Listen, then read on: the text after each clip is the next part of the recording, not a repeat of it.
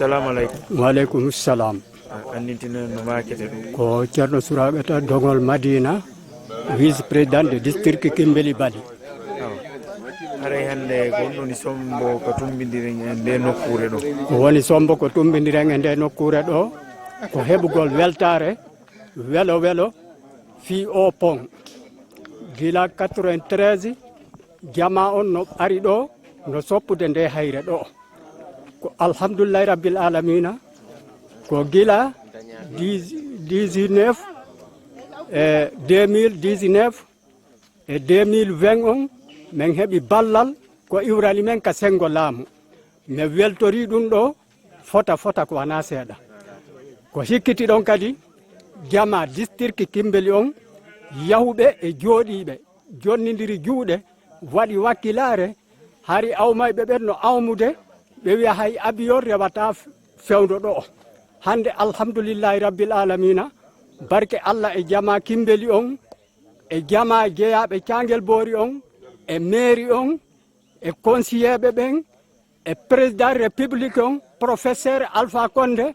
ɓe jogui gandal e yaajede ɓe yurmini men fi o pont cogge ɗo ɗum ko weltare welo meɗen weltani kadi Ceerno Boubacar Leylagui ko jeeyaɗo district Leylagui kono gila ka fuɗɗi haa ka haaɗi ko menen e makko woni gollidude anere nden ko anere amen men fop e ngol laawol ɗo no jogii secteur ji sappo ngol laawol ɗo ka tumbi gila Bali haa Basara ko menen hawti ɗo hande meɗen welti ko wowlata ko fiimu meɗen mari toon kadi nawnare wotere hara noon na fewndinde nden dey ko sabu hon ɗum waɗi meɗen mari ga secteur ji jeego min ala sintere ndiyam fewndo ɗo ɓeygure amen nden ɓe seppay ɗo kilo ɗiɗi leydi ko loope ɓe addoyta ɓay ko ka canɗi ɗi foppu ɓeeɓi o yino ngol cangol ɗo sifori fewndo ɗo si ɓuroyi ɗo goɗɗo ari ɗo ngol lumbata min du'anike on min weltanike on meɗen tori on ballal ko toolimon onon seeniɓe ɗo walliti men nde weltare ɗo haray ko toolima on fahin min weltanike Allah min weltanike mairie Cangel Boori on e conseillérɓe makko ɓen ko sendiri ndi jawdi ndi professeur Alpha Condé jonni o jonniri sendiri ndi hakkille ɓe tawi menen Kimbeli Bali meɗen hande e o pont ɗo Kiñano hande e pont Fugunno hande e pont ista ɗon Cangel Boori ko jama Cangel Boori on fopp foti e mum haray meɗen weltori meɗen teddini min salmini professeur Alpha Condé fota ko wana seeɗa meɗen iwri ɓawa makko wassalam.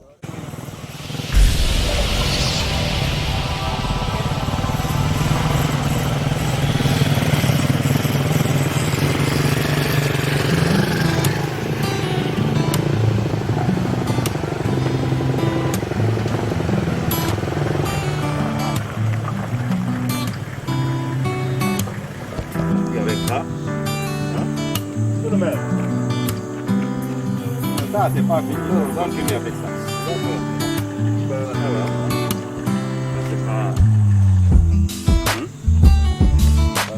Tano, viens.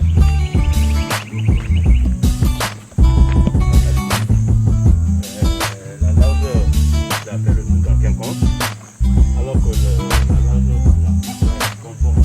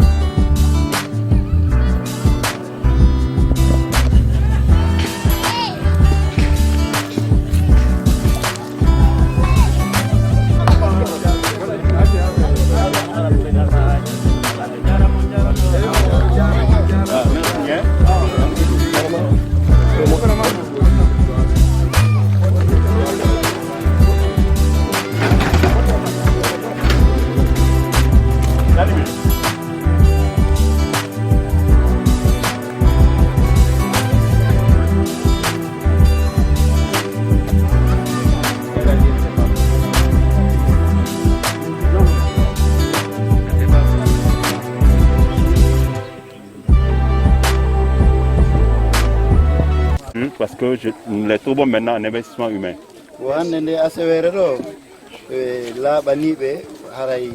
Population ji wonirɗi ga e wonirɗi gaaɗi waɗi nde hunde ɗo ko golle maɓɓe par ce que ɓe ari ɓe tawi ɗon gollude ɗe golle moolanaɓe ɗo.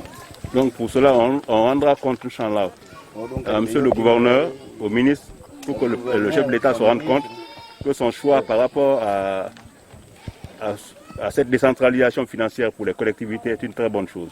Haray ɓe andi humpitoya ɓen ɗon haray ko ɓe waɗi joni yoɓe ƴettu mbuuɗi seeɗa e jawle leydi ndin ɓe liiƴanayi nga haray ko hunde labande. Donc nous félicitons et on vous encourage. Haray ɓe jarni on ɓe wakkilini on kadi. Nous prions Dieu qu'on ait d'autres moyens pour faire beaucoup plus que ça pour chacune des collectivités. Wala koyen toro Allah e ɓe tori kadi Allah yo goɗɗungo kadi ar fiji boyi ko ɓeyditoto e ɗum ɗo hara yaajay e koɗol men. Nous félicitons l'entreprise pour ses travaux, bien qu'il y a quelques réserves à faire, et nous pensons qu'ils vont tenir compte de ces réserves pour améliorer le travail. Wara ɓe jarni kadi gollam ɓen ɗo entreprise on Gescom haray malgré no woodi ga piihoy seeɗa koyeɓe yii wattitetekoy kono haray ɓe jarni ɓe golle ɓe gooni. Parce que ce qui est fait déjà est important. O ɓay saabu ko waɗa kon franchement no wondi en. Quels que soient les manquements, il n'y a pas d'œuvre parfaite, sauf Dieu est parfait. Wa golle noon timmuɗe fayda ala ko Allah to woni timmu donc haray ɗo e jarniɓe ɓe golle ɗen. Donc merci pour l'accompagnement, merci à chacun et à tous. Et nous félicitons une fois de plus encore la commune à travers le maire pour ce qui est en train d'être fait. Wara ɓe jarni on ko ɗowtito ɗum ɗo kadi ɗe golle ɗe woni ɗo wadde ɗo ɓe jarni kadi commune halfinaɓe toon sabu ɗe golle wona ɓe waɗaɓe. Parce qu'ici il n'y a plus à dire de prendre cette infrastructure dans nos mains. Vous l'avez déjà pris en main avant même la remise définitive. Oɗo holli aɗo même on jonnitede on wundike hunde nde on ƴetti on holli ɗum ɗo ko onon jeeyi donc ɓe jarni on ɗum. Donc on n'a pas de conseil à donner. Déjà ça suffit comme conseil. Woɓe ala mbaju ɗo koɓe wiyay noon away danke ɓe tawi ɗum ɗo dankata on. Merci beaucoup. Que Dieu vous paye.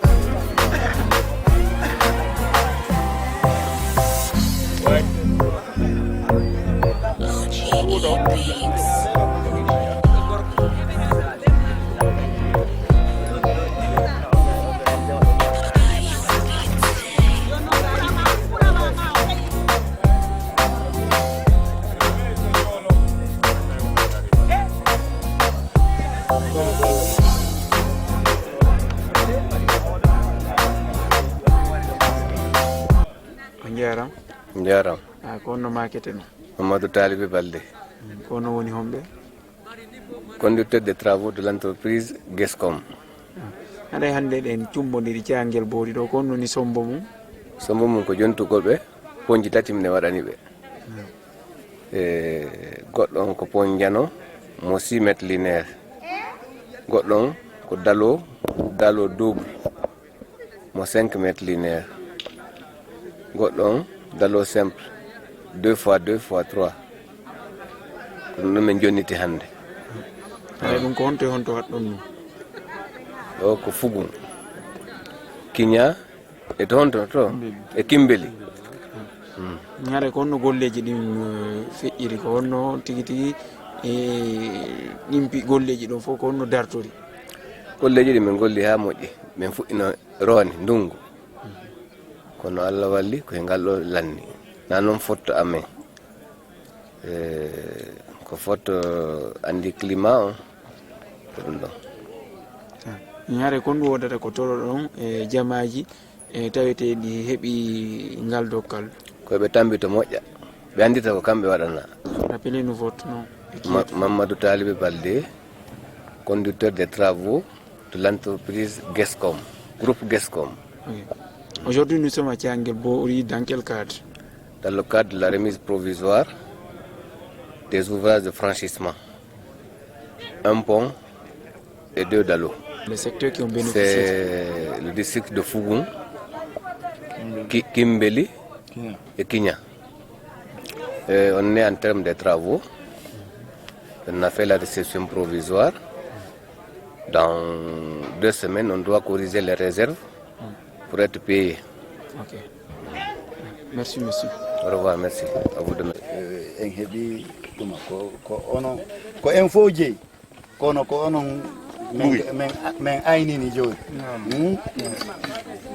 no wakkilorno ɗon hanki noon ko en fof Thianguel Bori fof jeeyi e rewowo ɗo kono ko onon aynina nani dankane en beru wono wawir ɗum e ɗe leɗɗe ɗo joni itti fewdo ɗo ɗe wawi ɗe ittude dégage ɗum ɗo hento ara ndiyan ɗan heɓataka ɗan saggata buy nani wawi wallidiren ɗo on jarama yo Allah ɓeydu kutom. Merci beaucoup. Mais weltik Ils sont très contents. fota ko wona seeɗa Très contents. en andi hiɗo yiɗani men Ils ont su que on pense à eux. ɗum ɗo ko immorde ko Allah waɗi on sabu C'est neldugo Dieu men ɗum ɗo qui avait prescrit ça, mais il y a eu quand même des gens qui ont orienté ça vers ici. haray ala ko min wiyatana men weltik Ils n'ont rien à dire sauf qu'ils sont très contents. yo Allah yoɓon ko ɓuuri Que moƴƴu Dieu nous paye. haray ko ɗum woni ko mawɓe longguina men min jarno Ok, merci beaucoup. jarama alaji Boubacar Amen arno darugol ɓe itta ella hoy ko yon dankano en ɓo ɗo kan wiɗo kon ala ko min ɓeydita ɓuri ɗum ɗo min yii dankata on ala ko min toroto ko ɓe kimbeli ɓe mbayno woɓɓe no ɗo ɓe kiña woɓɓe no ɗo kamɓe kadi ɓe o darsuɗo koyen fof yiiɗi ɗo fof kon tiri ballon o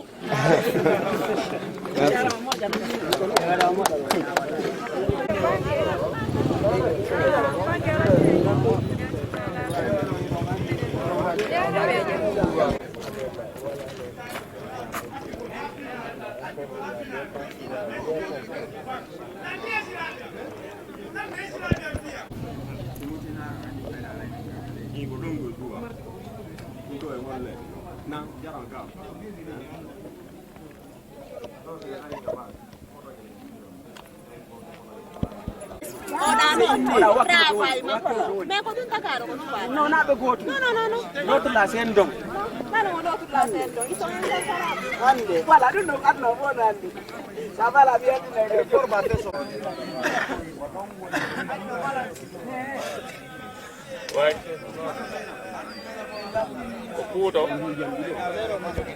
Assalamu aleykum. aleykum assalam wa rahmatullah. Ndintinen no makete ɗum.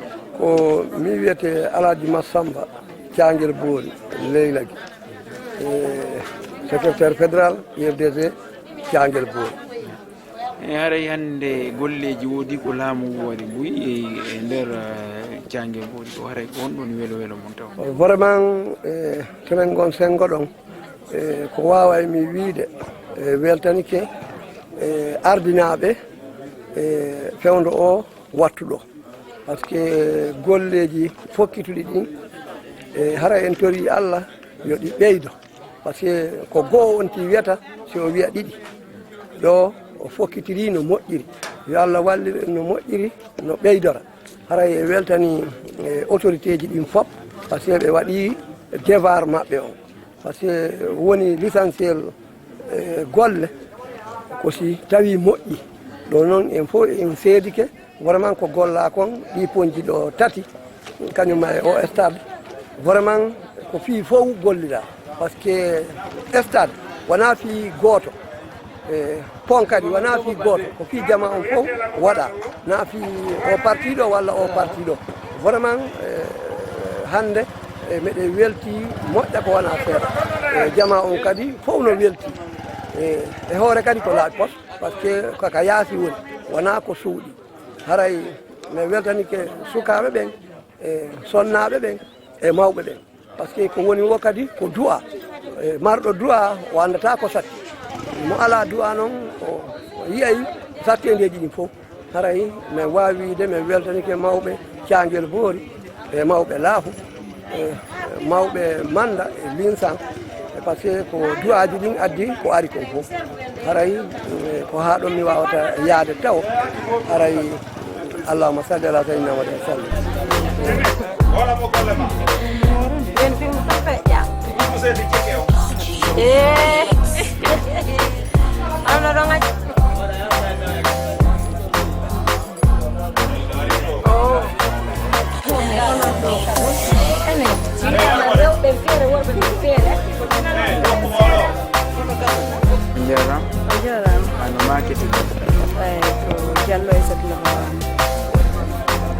Bon, mais nata ɗo miɗe welti surtout telema menen rewɓe eɗe welti moƴƴa noon ɓe welti fatta ko wona seeɗa min daari min tawi modi ɓe gollanimi ko haaɗo mare noon ko on ɗum ɗo oɗata ko toɗo ɗon jamaji mon ni fi no golliti noon ɗi piiji ɗi okka noon no hanniri noon hara bonnaka ɓay ɗum ɗo aray ko wiyete ko daaroga ko min toroto jama ɓay Allah waɗi ɓe wakkili ke ɓe waɗanimi wona e mbuuɗi tigi tigi e mbuuɗi amen min itti waɗa ɓe wallitike min hoore ɗum ɗo ko min wakkilo min danko tigi tigi on fof mumen danko.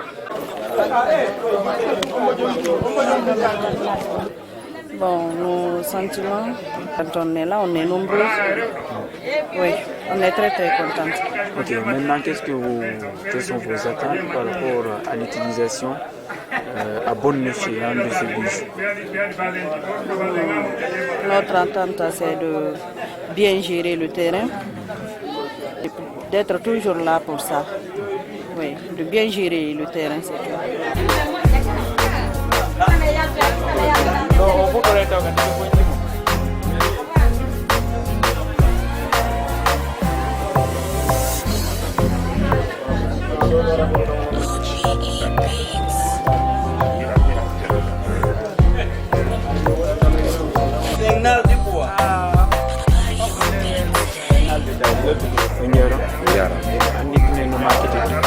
Alaji Mamad Diamba tigi o welo welo gonko ha ɗo miɗe welti golle ɗen nde labama mi weltani autorité ji ɗin local administrative fof vraiment golle ɗen ɗe waɗiri no haniri noon yer ella kodi ga ko mi yewtide maɓɓe fi rectifier gongol ɗum ɗo ko bijou ni ko objet wonduɗo e valeur na dow jawdi o minen sukaɓe min hollay tout wondema wakkilare nde min dankoto fi wata bonu tawa si goɗɗum ngo heɓoto ko ɓeydite na ko watti goɗɗum fiyo bonu do min dankoto ɗum ɗon min jonni ɗum ɗon engagement autorité ji ɗi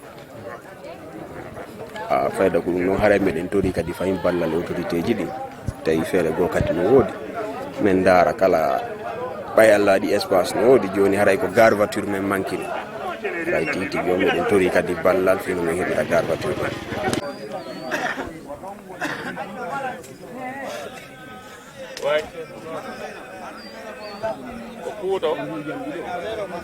Bonjour monsieur. Oui, bonjour. Rappelez-nous votre nom. C'est Baïlage Mamadien. Aujourd'hui, nous sommes dans l'enceinte du stade sous-préfectoral de Thianguel Boori. Vous êtes le responsable de la jeunesse de cette commune. Dites-nous quels sont vos sentiments. Vraiment, c'est un grand joie pour nous d'avoir cette bijou.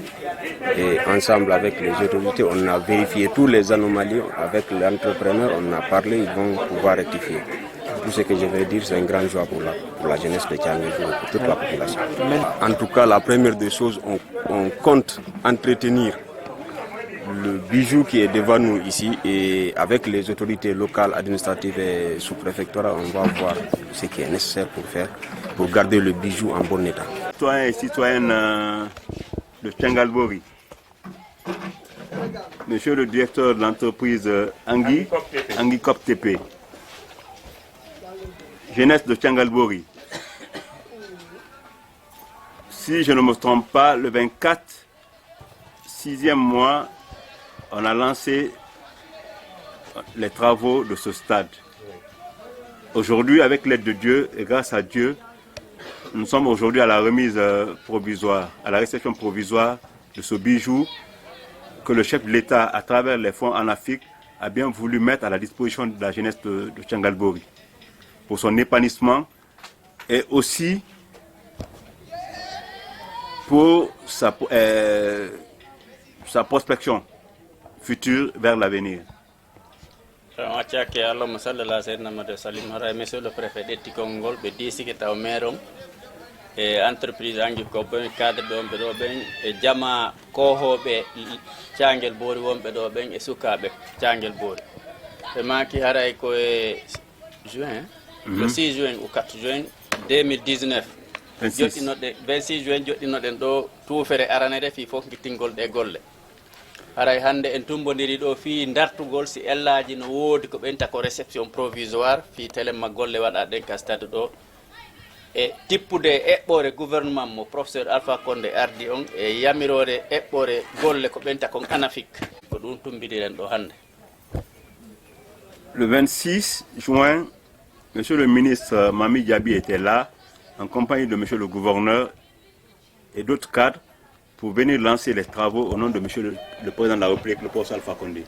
Wosi de mandi ñande nogay e jeego juin ari ministre hôtellerie et tourisme ministre Fodé Mami Diaby hari ɓe ɗo communication télécommunication nouvelle technologie NTI on kañum e gouverneur région men on Elage Madi Findiane hari ɓe fof ɓe ɗo en fof e maɓɓe monsieur le préfet seedoduɗen ɗo joɗɗinen tuufere ndey e yamirore gouvernement professeur Alpha Condé. Donc quand monsieur le maire nous a écrit comme quoi il souhaitait à ce que la réception provisoire soit faite aujourd'hui, nous avons pris soin d'informer ces autorités, le gouverneur de région Elage Madi Findiane et monsieur le ministre Mami Diaby pour lui dire que le stade municipal de Tchangalbori est aujourd'hui prêt et que nous venons pour la réception provisoire. Donc ils nous ont donné le quitus de venir le faire. Wo hollama ɗum ɗo ko hunde mapinnoɓe nde ɓe faale maɓɓe fi hon ɗum se wattani la fewn ɗo tigi ɓay koye ɓuur koye fanɗude dow ɓen ɓe fuɗɗike ki sallatude ballon nden ka ndelo moƴƴinago ɗo.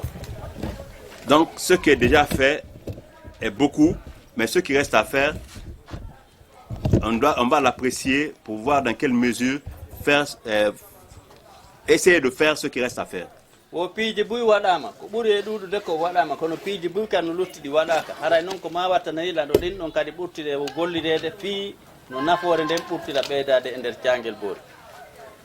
Donc cette infrastructure pour nous et à nos yeux est pour la jeunesse de Tchangalbori, mais c'est une infrastructure qui va aussi permettre à la commune de Tchangalbori de générer des ressources. Wawan ɗum ɗo gollama e inde sukaɓe Thiangel Bori ɓen kono noon ko honɗum gollirana ko fiyo waw ɓeydande ngalu e téléma ka kalisi commune Thiangel Bori. Donc nous prions Dieu que tout ce qui est en train d'être fait soit bénéfique pour les populations de Tchangalbori, mais surtout pour la jeunesse de Tchangalbori. Wara ɓe tori Allah kala ko waɗa gaɗen ko wonandi e nafoore ko wonu nafoore Thiangel Bori sukaɓe Thiangel Bori ɓen wonana kadi nafoore commune Thiangel Bori. Tout en remerciant les initiateurs que sont les conseillers communaux à travers leur PAI, mais remercier l'entreprise qui a pris soin de réaliser ce marché. Woɓe attora e taw weltanagol conseiller ɓe Thiangel Bori ɓen tippude e bukku eɓɓore fi ɓantal Thiangel Bori ko ɓe moƴƴinno kon ha ɓe suuti ɗe golle ɗo tawande ko mapunde sukaɓe Thiangel Bori ɓen aray kadi no farliɓe weltanagol entreprise waɗɓe golle ɗen no ɓe haldidirno noon e commune o tippude golle kedduɗe ɗe ɓe waɗi ɗe. Ce travail que nous sommes en train de réceptionner aujourd'hui est la volonté du chef de l'État, le professeur Alpha Condé, qui a accepté de mettre 15% de nos ressources minières à la disposition des différentes collectivités de Guinée. Waray ɗe golle waɗade ɗo aray koye tippude huulande ma eɓɓore professeur Alpha Condé ko ɗetti jawle moɓeteɗe téléma ka ngalu leydi buuɗi 15 be o fewtini ɗum ɗon ko inni o okki ko ɗo ɗin ko ɗum waɗi si ɗi ɗo wawa ɗi golleji ɗo wawa waɗede ka meɗen Thiangel Bori ɗo wawa waɗede e commune ji Guinée ɗi fof. Le Fouta ou l'Elouma est une zone minière, mais qui n'est pas encore en exploitation. Donc c'est les ressources des autres aujourd'hui que nous sommes en train d'utiliser. o harayno anda enen Fouta ga kadi mari ngaluji leydi tentini cangel boori ɗo kadi kono ɗum ɗon fof fuɗɗaka taw yaltintinede e kene ha hutore haray ko jawle wonaɗe ƴetteje préfecture ji goɗin ko ɗin ɗon senditana e nder commune ji Laguine ɗi fof ngal gueɓal woni ko cangel boori kadi heeɓi e tippude ɗe golle waɗaɗe ɗo. Thiangal Bory cette année a eu, à travers les fonds que le chef d'État a dédiés aux collectivités, 1 milliard et quelques. wara hikka cangel boori tun commune noon heeɓi adadu jawle addaɗe gaɗen fi ko gollitere ko ɓuuri milliard goto kalisi Laguine. Je crois que le maire et son conseil communal sont les heureux bénéficiaires parce que nulle part, depuis qu'on est indépendant, que des collectivités reçoivent à la fois 1 milliard de subventions de la part de l'État. wo haray ɗum ɗon ko nafa e tono e arsike conseiller ɓe jooɗi ɓe fewno ɗo par ce que mi sikki e nder gibi commune ji ɗi ma arrondissement ji joɗɗina Laguine ko hikka goo commune goto wawi heɓude ko ɓuuri milliard kalisi ko wawa mawɓede ko fiika téléma ko fewti ka ɓanta haray ko ara noon ɗum e nder Laguine. Ce jour 30 mai, à Thiangal Bory, nous avons réceptionné 3 ponts de franchissement et nous sommes maintenant sur le stade. ko haray ko ɗin 1 milliard e pawdi kalisi golliraɗi ɗon ko ɗum waɗi si wawa e hande ñande 30 mai 2020 wawuɗen dartude golleji waɗaɗi fi poñji tati e nder Thiangal Bory e o stade terrain de football ɗo fi commune Thiangal Bory on ko fewti sukaɓe ko ɗen golleji ɗo wawa hutorirede 1 milliard kalisi e ko fawi. Donc cela doit nous amener à savoir et à comprendre que l'État s'intéresse à l'amélioration de nos conditions de vie.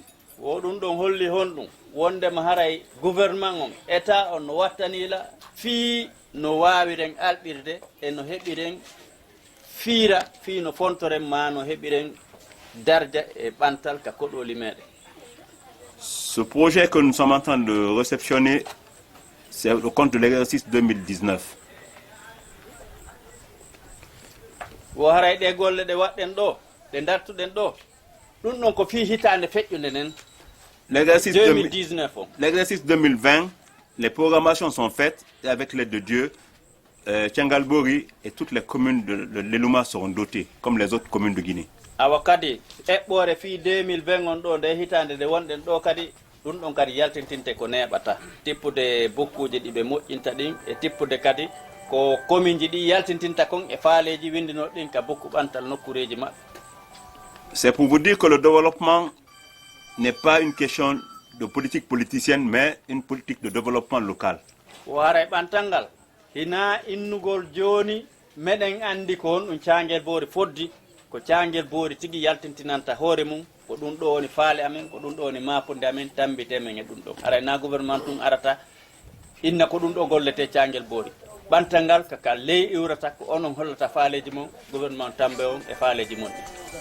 Donc une fois de plus encore, nous remercions les sages qui ont pris le temps pour être ici avec nous. Les femmes, les braves femmes de Thiangal Bory, nous les remercions. Nous remercions la jeunesse de Thiangal Bory. On leur demande de se mettre à la disposition de la commune pour faire de ce bijou une œuvre utile. waare ɓe weltanike onon ko ɓe jaɓɓe senade senduduɗen e o welo welo ɗo ɓe weltanike sonnaɓe Thiangal Bory ɓurɓe wakkiliɓen e sukaɓe Thiangal Bory ko tawda e o tumbodira meɗen ɗo fi dartugol ɗi golleji ɗo aray on andu ko onon waɗana ɓe torike sukaɓen yo tambo conseil communal o yo tambo commune on fi kala golleji maɓɓe fewndi. Nous félicitons et remercions l'entreprise Angicop BTP pour la qualité du travail. aray ɓe weltanike entreprise Angicop BTP on tippude golle kedduɗe ɗe ɓe waɗi ɗo ɗen. Nous pensons que cette structure peut être un partenaire sûr dans le cadre du développement local de nos collectivités. waray ɓe tañƴini tippude golle ɗe ɓe waɗi ɗo ɗen ɓe waway wonude entreprise huwondirteɗo e téléma e nder leeluma on ko fewti ɓantal ngal. Que Dieu fasse que cette pandémie qui est en train de nous fatiguer, que Dieu sorte cette maladie de ce pays afin que nous continuions notre développement local. arayɓe toriki Allah o ñaw yaltuɗo e o aduna yo Allah yaltimo naɓa mo ka julɗo e kefeero ala fi e wawa hettude hoore men wawi waɗande hoore men golleji men. Parce qu'avec cette maladie, nous ne pouvons pas faire toutes ces actions que nous sommes en train de mener maintenant là. Parce que si ɗum ɗon no tabite leydi ma e nder aduna on e wawata heɓude faabo e wawatare wadde ɗi golleji ɗi wonɗe wadde fewnɗo. Donc nous demandons à nos chers ou vénérés sages qui sont là de continuer à faire des prières pour que cette maladie soit reboutée de ce monde, mais pour que la paix et l'harmonie sociale continuent à régner dans le pays. Araɓe torike mawɓe e ko hoɓɓen yo en ɓurtu wadde torareji fewten Allah tagu ɗon fii yo naɓu o ñawɗo ka ɓuuri woɗɗude fii yo tabintin ɓurtu e nanoriral hakkude jamaji lagine ɗi fof e jamaji aduna on fof. Vive le développement de Thiangalbori, vive la décentralisation, vive le professeur Alpha Condé, je vous remercie. Ara yo Allah bantu fi Thiangalbori, yo Allah bantu fi jama lagine on, ara o ngacci hakke Allahumma salli ala sayyidina Muhammad wa sallim. On jarama monsieur le maire. Jarama. Wala ara yande golleji ɗi ana fikka ko tawete wawino waɗande ɗum ɗo wawama jonnitede on kene hay ko honno jaɓɓo ɗum ɗo muradu o muradu ɗum ko welo welo men jaɓɓori ndu saabu komin fayida wawanano hoore amen Allah waɗi hande heeɓi ɗo ponji tati nde wotere e terrain ɗum weɓana commune wan oɗo hara ko hoore makko yiwata haray noon si darama no woodi woɓɓe toon hara adadu jawle no fota koye wuɗon mi hara ko piiji ɗiɗi ɓe waɗi soit ɓe waɗa hara ko piiji ɗiɗi waɗa onon ko honno wawɗo ñeñininde ha waɗu ɗon e stade e poñji tati ɗo minen tigui ko action ji ɗiɗi haɗi action tan moon ko addition to hono min daari min tawi meɗen marno fodduɗo men ɗum ɗon min tawi yo min pottin ɗum ɗon min waɗa ɗi piiji ɗo ko poñji ɗin ko action goto Allah waɗu tum min wawi ɓisidirde ɗum ɗon ha Allah newni ɗi woni ɗi tati hay noon ko hande ko honno laawi honɗi ƴettu ɗon fi tambitagol ɗum ɗo o tigui ittiɗo ko wodani men ko dankagol se ɓay darnama darnode ndi moƴƴi kono hara en waɗɗi jama on dankagol e yiiɗo wano citoyen ɓe ɓen ka hoɗo fugun ɗo kamɓe ɓe holli d' abord ɓe immani dankagol ngol par ce que ɓe waɗi batte e mo tawata ko labaɗo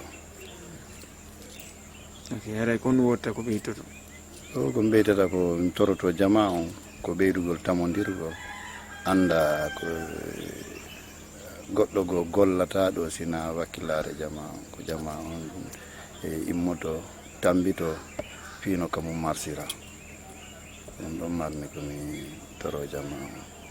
Bonjour monsieur. Bonjour monsieur Kanté. Aujourd'hui, il y a eu quand même une remise provisoire des réalisations de l'ANAFIC. Donc, quels sont vos sentiments? Comment est-ce que vous avez accueilli quand même ces réalisations? Oui, ce sont des sentiments de joie parce que nous avons aujourd'hui 3 ouvrages de franchissement et un terrain de sport. Donc c'est une avancée notoire pour la commune. D'abord le terrain, c'est une source de recettes, ça il faut se dire la vérité. Et en plus les ouvrages de franchissement, c'est des trucs qui fatiguaient, où les populations souffraient. Mais aujourd'hui quand même, je pense que la souffrance est devenue un lointain souvenir. Maintenant, quelles sont les dispositions que vous comptez entreprendre pour quand même un bon usage? Non, les dispositions, c'est ce que nous avons comme idée, c'est d'entretenir ces ouvrages parce que comme ils ont été très bien faits, donc c'est à nous maintenant de les entretenir, soit les ouvrages de franchissement ou bien le stade, parce que ça, comme je le disais tantôt, c'est une source de recettes. Il faut voir comment le gérer afin que cela soit un offre de soulagement pour quand même la caisse de la commune. Si on regarde dans certaines communes, ils ont reçu le même montant que vous, mais comment est-ce que vous avez pu quand même, avec ce montant, avoir les 4, disons, réalisations? Oui, ici c'est des actions. Les ouvrages de franchissement font une action. plus le terrain maintenant. La troisième action, c'était une addition d'eau. Mais on avait un projet avec un partenaire, donc nous avons jugé nécessaire d'écarter ça parce que l'assiette financière ne pouvait pas couvrir le tout. Mais les ouvrages de franchissement, nous avons essayé quand même avec l'ingénieur pour que ça soit 3. Et c'est ce qui est fait. Qu'est-ce que vous avez à rajouter? Ce que j'ai à ajouter, c'est de dire à la population de retrousser les manches. Parce que sans d'abord le paiement des taxes, rien n'est possible au niveau de la commune. Ça, il faut que les gens le sachent. Et l'État nous assiste. L'État a fait beaucoup pour les communes en nous donnant assez de sources de recettes. Ça, c'est un don que l'État nous a légué. Maintenant, c'est à nous de les prendre. Et si on ne paye pas, on ne pourra rien faire.